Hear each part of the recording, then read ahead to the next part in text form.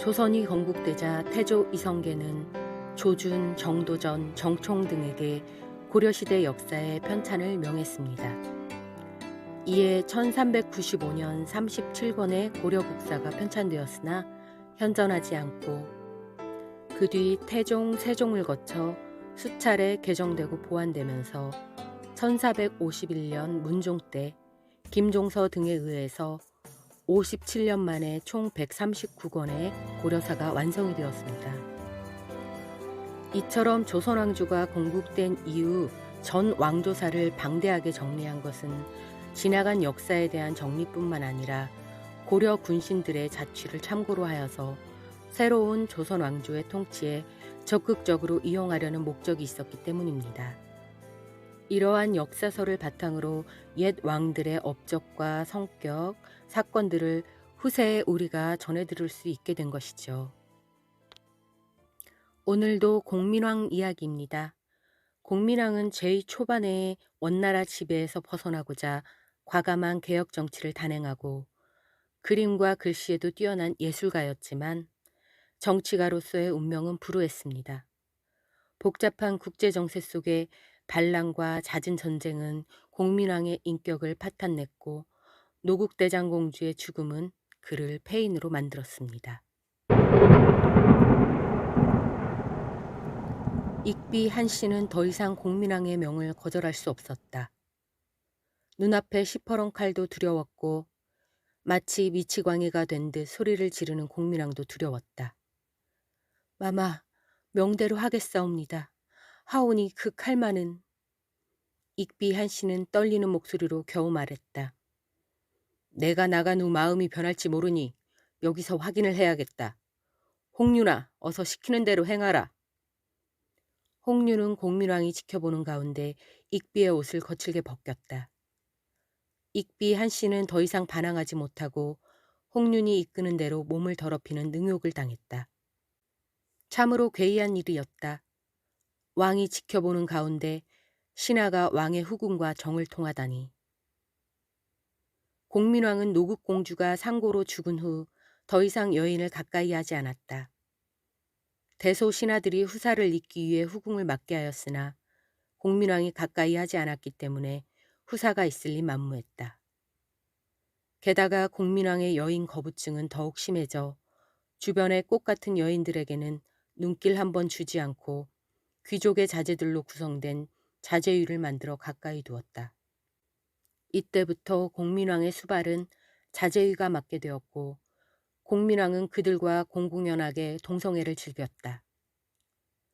상황이 이렇게 되었지만 공민왕도 왕통을 이을 후사가 없는 것이 걱정되었던 모양이었다. 후사는 필요한데 자신은 후궁들을 가까이 하기 싫고 그래서 생각해낸 방법이 측근으로 있는 자제의 청년들을 자신의 후궁과 정을 통하게 하여 후사를 도모하는 것이었다.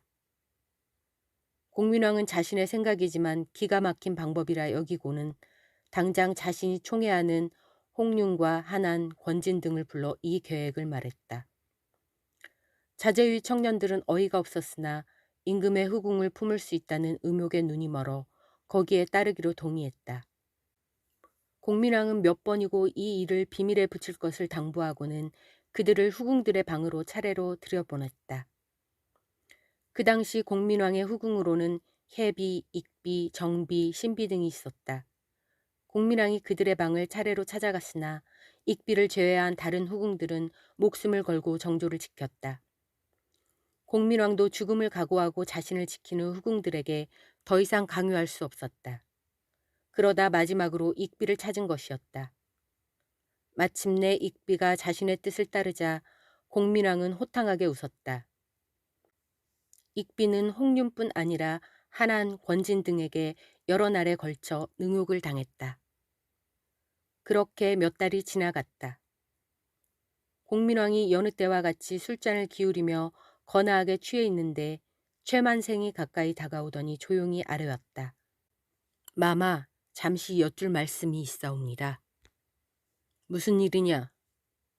익비께서 태기가 있으시다옵니다. 태기라. 지금 태기라 하였느냐? 예, 마마. 공민왕은 만족스러운 듯 희색이 만면하여 은밀하게 물었다. 그래, 누구의 시라더냐? 공민왕의 말에 최만생이 음흉한 미소를 지으며 대답했다. 홍윤이라고 하옵니다. 홍윤이라. 이젠 이 일을 아는 자들의 입만 막으면 그 아이는 내 아이가 되겠구나. 공민왕의 미소가 섬뜩한 표정으로 바뀌는 것을 본 최만생은 순간 심장이 철렁 내려앉았다. 아플싸. 모르는 척해야 할 일에 공연히 끼어들었구나. 괜히 아는 척했다가 나까지. 공민왕은 이미 보통 사람의 얼굴이 아니었다. 노국공주가 상고로 죽은 이후 광기와 변태적인 성향이 어우러져 더 이상 옛날의 온화한 성품은 온데간데 없었다. 그날 밤 최만생은 아무도 모르게 홍윤을 찾아갔다. 아니, 이 시각에 어인 일이시오? 홍윤은 사색이 되어 있는 최만생의 얼굴을 보며 물었다. 큰일 났어, 홍공. 임금께서 우리를 죽이려 하고 있어. 최만생은 홍윤에게 다급하게 말했다. 그게 무슨 말이요? 임금께서 우리를 죽이려 하다니? 임금께서 익비의 아이를 자신의 아이로 만들고자 이 일을 아는 자들을 모두 죽이려 하고 있단 말이오. 무엇이라? 익비에게 잉태를 시키라고 하여 딸았거늘 이제 와서 우리를 죽여? 홍윤은 자신도 모르게 큰 소리로 외쳤다. 목소리를 낮추시오. 지금 흥분하고 있을 때가 아니오. 장차 이 일을 어찌해야 할지 앞일을 모색해야만 하오. 최만생은 문 밖에서 누가 듣고 있을까봐 조바심이 났다. 우선 다른 사람들을 불러 의논해 봅시다. 홍윤은 조용히 나가 익비를 함께 범했던 자제의 청년들을 불러 모았다. 모두가 공민왕의 총애를 받고 있던 이들이었지만 이제 와서 왕이 자신들을 해치려 한다는 말을 듣고는 모두 분을 사귀지 못했다. 홍윤의 눈빛에는 살기가 돌았다. 이보게, 내 말 잘 듣게. 일이 이렇게 된 이상 우리도 가만히 앉아 죽음을 기다릴 수만은 없네. 우리가 먼저 임금을 치도록 하세. 함께 모인 자제의 청년들은 두말할 것 없이 홍윤의 말에 동의했고 최만생 역시 바짝 긴장하며 조용히 고개를 끄덕였다. 밤이 깊어 고요해지자 그들은 소리 없이 공민왕이 잠든 침소로 숨어 들어갔다. 평소 한밤중에도 자주 공민왕의 침소를 드나들던 이들이라 아무런 제약을 받지 않았다. 공민왕은 익비의 잉태 소식을 듣고 혼자 자축이라도 한 듯 만취에 쓰러져 있었다. 자제의 청년들이 주변을 살피는 동안 홍윤과 최만생이 비수를 들었다. 잠시 후 비수는 왕의 가슴을 파고들었다. 한 번, 두 번. 이렇게 하여 공민왕은 자신이 총애하던 이들에 의해 비참한 최후를 맞았다. 이보시게! 서두르게! 밖에서 망을 보는 이의 목소리가 급박하게 들려왔다. 홍윤과 최만생은 그대로 왕의 침소를 뛰쳐나와 도망을 치다 때마침 순시를 도는 군졸들과 마주쳤다. 군졸들은 평소 같지 않게 허둥대는 그들의 모습에 놀라 물었다. 무슨 일이십니까? 도적일세, 도적이야. 최만생이 당황하여 엉겹결에 소리쳤다. 도적이라뇨? 도적이 어디 있단 말입니까? 저기 마마의 침소에서 이쪽으로 뛰어나오는 것을 보았네. 최만생은 거짓말에 홍윤까지 가세하여 말했다. 잘하면 왕의 침소에 도적이 들어 왕을 죽인 것으로 사건을 꾸밀 수 있을 것이라고 판단한 것이다. 군졸들은 재빨리 왕의 침소로 달려갔다.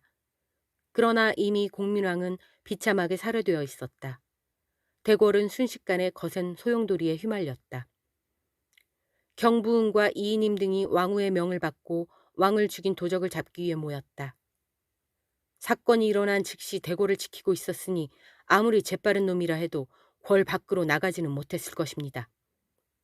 이이님이 자신 있게 말하며 사람들을 둘러보았다. 그 중에는 최만생과 홍윤을 비롯한 자제의 청년들도 끼어 있었다. 그들을 천천히 둘러보던 이이님의 눈길이 한순간 최만생에게서 멈추었다. 이이님은 최만생에게 말했다. 잠시 나 좀 봅시다.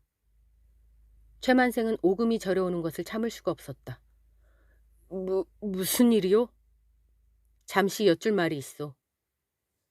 이인임은 최만생의 눈초리가 미덥지 않아 아까부터 눈치를 살피고 있었던 차였다. 최만생의 얼굴은 백지장처럼 하얗게 변해 있었다. 이인임은 심증은 가나 물증이 없어 말을 돌리며 계속해서 최만생의 몸을 아래 위로 살펴보았다. 그러다가 최만생의 옷소매 끝에 묻은 작고 붉은 점을 발견했다. 이거다. 이인임의 얼굴에 회심의 미소가 떠올랐다. 이것이 뭐요? 최만생은 이인임이 가리키는 대로 자신의 옷소매를 보았다. 그것은 작긴 하지만 분명 핏자국이었다. 내가 보기엔 이거 분명 핏자국 같은데 이 핏자국이 왜 여기 묻어 있어? 글쎄요. 이것이 왜 여기에 묻어 있는 건지. 최만생이 말을 더듬자 이인임이 소리쳤다. 분명 이것은 왕을 시해했을 때 그 핏방울이 튀어서 묻은 것이 아니오? 최만생은 더 이상 버틸 수 없어 그냥 그 자리에 주저앉고 말았다. 여봐라. 당장 이놈을 문초하여 사건의 진상을 캐내도록 하라. 최만생은 일이 이렇게 된 이상 혼자서만 죄를 뒤집어 쓸 수는 없다고 생각했다. 나 혼자 한 것이 아니오. 저자들이. 결국 최만생과 홍윤 일당은 그 자리에서 모두 잡혀 극형에 처해졌다. 훗날 익비는 대궐에서 쫓겨나 사가에서 딸을 낳았으나 아들이라 오인한 대신들에 의해 죽임을 당하고 말았다. 한 나라의 임금으로서의 직분을 망각하고 스스로 자멸의 길을 걸은 공민왕의 행동은 결국 자신을 죽음으로 몰고 갔을 뿐만 아니라 후세에 두고두고 불명예를 남기게 되었다.